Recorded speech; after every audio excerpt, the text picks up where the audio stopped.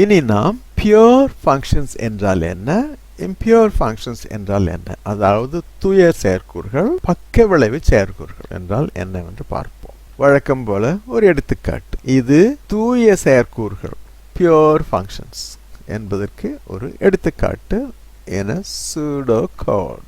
Let square x be defined as return x times x. அதாவது x ஐ கொடுத்தீர்களானால் உங்களுக்கு x square கிடைக்கும். இது ஏன் பியூர் என்று சொல்லப்படுகின்றது என்றால், இது இயங்கும் பொழுது நமக்கு விடையை கணக்கு செய்து கொடுக்கின்றது. ஆனால் எந்த வகையான பக்க விளைவும் கிடையாது, வேறு எதுவும் செய்வதில்லை. இதனால் இந்த ஃபங்க்ஷன், இந்த செயற்கூற்றினால் மற்ற எந்த விளைவும் நடைபெறுவது இல்லை. அதற்காகத்தான் இதை பியூர் ஃபங்க்ஷன், அதாவது தூய செயற்கூறு என்று சொல்லுகின்றார்கள். ஆனால் இதை பாருங்கள், இது impure function. impure function என்றால் இது தூய function கிடையாது. let y be defined as 1 pseudocode. Python கிடையாது. Okay, so we define a function inc which returns an integer but takes x as an integer. And what does it do? inc என்ன செய்ய வேண்டும் என்றால் x உடன் ஒன்றை கூட்ட வேண்டும். இதோ x உடன் ஒன்றை கூட்டி இருக்கின்றது. அப்படி என்றால் x என்பது 5 என்று இருந்தால் நமக்கு 6 கிடைக்கும். ஆனால் இதே இன்கிரிமெண்ட்டை திருப்பி கூப்பிடுங்கள். இன்கிரிமெண்ட் 5 என்று திருப்பி கூப்பிட்டால் நமக்கு 6 வராது, 11 கிடைக்கும். ஏனென்றால் இது தன்னுடைய ரிசல்ட் 6 என்பதை முதலில் yல் போட்டுக் கொள்கின்றது. அந்த y தான் இது இல்லையா. திருப்பி நீங்கள் கூப்பிடும் பொழுது yனுடைய மதிப்பு 6 என்று இருக்கும். எனவே இந்த 6ம் 5ம் சேர்ந்து 11 ஆகிவிடும். எனவே yனுடைய மதிப்பு 11 ஆகிவிடும். திருப்பி நீங்கள் இன்கிரிமெண்ட்டை கூப்பிட்டால் நமக்கு 11 + 5 16 என்று வந்துவிடும். எனவே இதே இன்கிரிமெண்ட்டை நாம் பலமுறை கூப்பிட நமக்கு வெவ்வேறு வகையான விடைகள் கிடைக்கும்.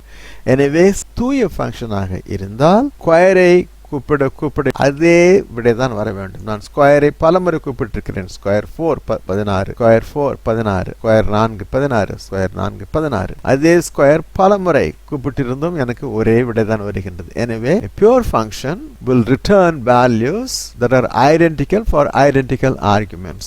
எனவே நீங்கள் 4 என்று இன்புட் என்று இருந்தால் எத்தனை முறை கூப்பிட்டாலும் உங்களுக்கு 16 தான் வர வேண்டும். அதுதான் இது. So the function should not have any side effects. So this function returns x square for a given x always. It does not change the values of any other variables. ஆனால் இங்கே பார்த்தீர்களானால் இது கூட்டுவது மட்டுமில்லாமல் பக்க விளைவும் ஏற்படுத்துகின்றது. அதனால் தான் உங்களுக்கு inc 5 பல வகையான வெளியீடுகளை கொடுக்கின்றது. இதோ இன்னொரு எடுத்துக்காட்டு பாருங்கள். if b is not equal to 0 then gcd of b a mod b else return a. இந்த ஃபங்க்ஷன் எதை குறிக்கிறது என்றால் gcd ஐ எவ்வாறு கணக்கீடு செய்வது. given a and b two integers. b 0 ஆக இல்லை என்றால் then gcd b a mod b ஐ கண்டுபிடி. இல்லை என்றால் a வை விடையாக கொடு. இதைத்தான் நான் இங்கே பைத்தானில் போட்டிருக்கிறேன். gcd ab if b is 0 return a, if b is not 0 gcd b a mod b. இங்கே பார்த்தீர்களானால் நான் gcd 3 முறை கூப்பிட்டு இருக்கிறேன். 2 4 2 4 2 4. இந்த 3 முறையும் அது ஒரே விடையைத்தான் கொடுக்கின்றது. எனவே சைடு எஃபெக்ட்ஸ், அது பக்க விளைவுகள் இதற்கு இல்லை. இது எதையும் மாற்றவில்லை, கொடுக்கப்பட்ட வேலையை மட்டும் செய்திருக்கின்றது. அதனால்தான் இது பியூர் ஃபங்க்ஷன், அதாவது தூய செயற்கூறு. இது ஒரு பக்க விளைவை ஏற்படுத்துகின்ற இம்பியூர் ஃபங்க்ஷன். இன்னும் எடுத்துக்காட்டுகள் பார்ப்போம். இங்கே பாருங்கள். another example for impure function. என்ன எக்ஸாம்பிள் இங்கே? divisible by prime என்கின்ற ஃபங்க்ஷன். அது என்ன செய்கின்றது? கொடுக்கின்ற x ஐ வைத்து அது k வால் வகுபடுகின்றதா என்று பார்க்கும். அது வகுபட்டால் ட்ரூ என்று நமக்கு விடை கொடுக்கும், இல்லை என்றால் ஃபால்ஸ் என்று கொடுக்கும். இதோ கூப்பிட்டிருக்கேன் பாருங்க.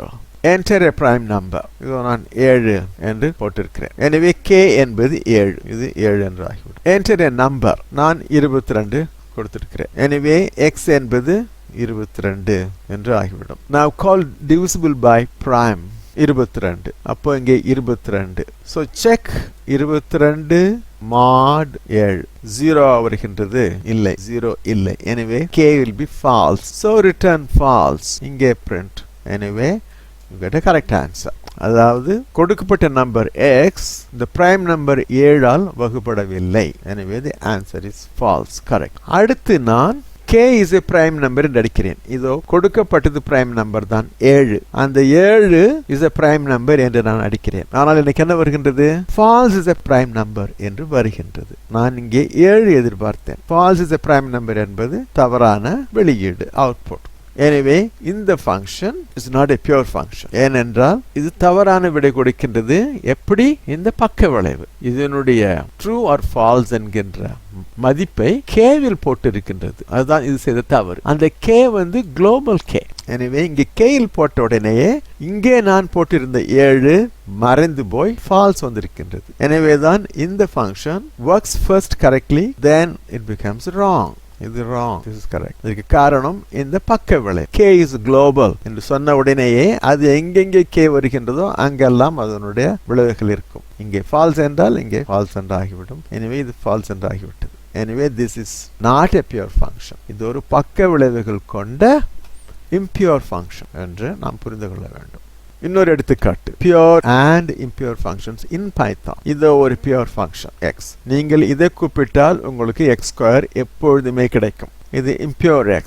இதை கூப்பிட்டால் இங்கும் நான் x² கண்டுபிடிக்கிறேன், ஆனால் இது எப்பொழுதுமே சரியாக கொடுக்காது. இங்கு நான் என்ன செய்திருக்கிறேன்? sum of squares using impure function.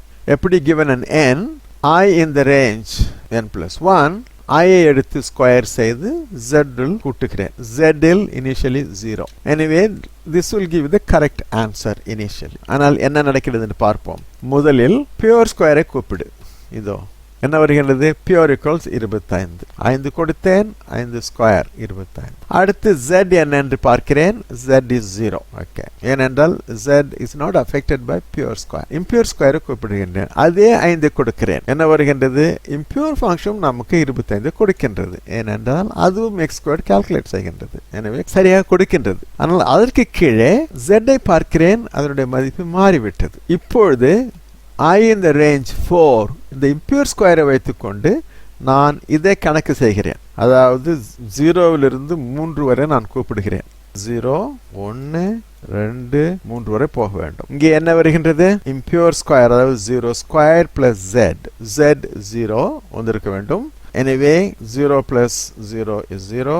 அப்புறம் 1 squared, அதாவது 1, 2 squared 4, 1, 5, 3 squared 9, 9, 5, 14 என்று வர வேண்டும். ஆனால் என்ன வந்திருக்கின்றது? impure ஆக இருப்பதால் ஒவ்வொரு முறையும் z மாறிக்கொண்டே இருக்கின்றது. இந்த z மாறிக்கொண்டே இருக்கின்றது. இந்த impure square என்ன செய்திருக்கின்றது? இதோ 25 அங்கே விட்டு வந்திருக்கின்றது. இதோ 25 விட்டு இருக்கின்றது z. எனவே இந்த 14 25 சேர்ந்து 39 ஆகிவிட்டது. எனவே தான் the impure square is as an impure function. இப்பொழுது நீங்கள் இந்த ஊடாடும் சாளரத்திற்கு சென்று sum of squares 3, அதாவது இதை நீங்கள் கூப்பிட்டால் உங்களுக்கு 53 வரும். ஏனென்றால் இந்த sum of squares என்பது impure square ஐ கூப்பிடுகின்றது. அது z ஐ மாற்றுகின்றது. அந்த மாற்றத்தை பயன்படுத்திக் கொண்டு இது அதை மறுபடியும் மாற்றுகின்றது. எனவே இவ்வாறு z இங்கும் தொடர்ச்சியாக மாற்றப்பட்டு கொண்டே இருப்பதால் நமக்கு சரியான விடை கிடைக்கவில்லை. எனவே நமக்கு 53 என்று கிடைக்கின்றது. sum of squares என்பது 0, 1, 2, 3 இவற்றுடைய ஸ்கொயர், அதாவது 14 என்று நமக்கு வர வேண்டும். ஆனால் இங்கு 53 என்று வந்திருக்கின்றது.